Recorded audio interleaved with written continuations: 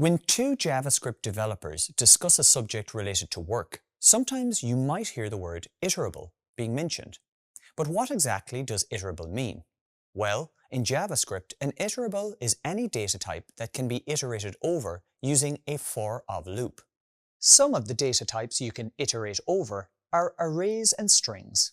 In this video, you will learn about the array characteristics of strings, and you will also explore further string manipulation using the concatenation operator.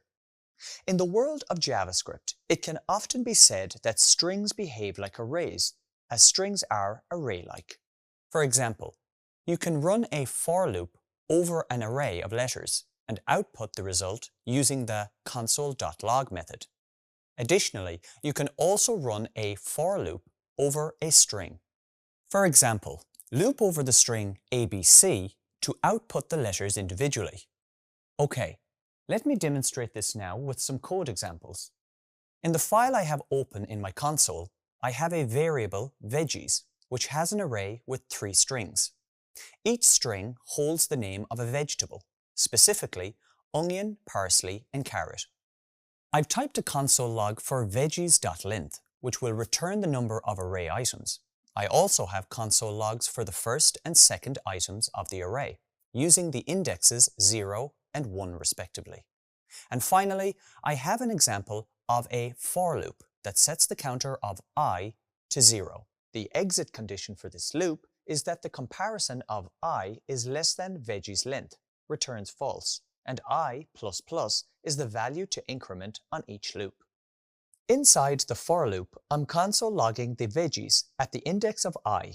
When I run this code, I get a 3 to represent the array length, onion from index 0, parsley from index 1, and then finally onion, parsley, and carrot as a result of the for loop outputting all the items in the array. Now, let's clear the console and move on to the next file. Here, I'll explore how strings can be iterated over. In this file, I have a variable named greeting with a string value of howdy, along with console logs for the string length and the characters at indexes 0 and 1. And again, I have a for loop that is structurally the same as the previous example. Running this code gives us 5 for the string length, H and O for the 0 and 1 indexes, and then each of the characters of the full string in sequence as an output of the loop. Despite the similar behavior, strings are not arrays. To examine this more closely, let's move on to the next example. Let me clear the output first.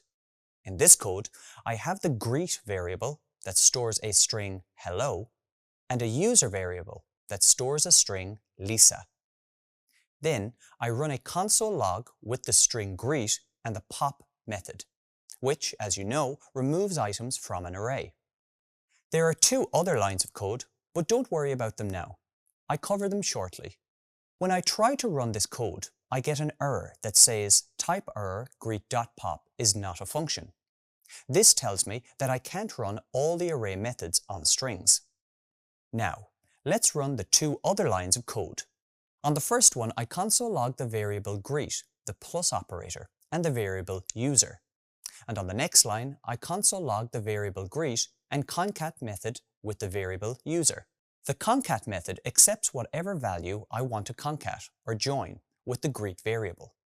In this case, both lines of code will work, so they both console log hello Lisa. So I can confirm that the plus operator here, when used on strings, acts as a concatenation operator, meaning it joins strings together.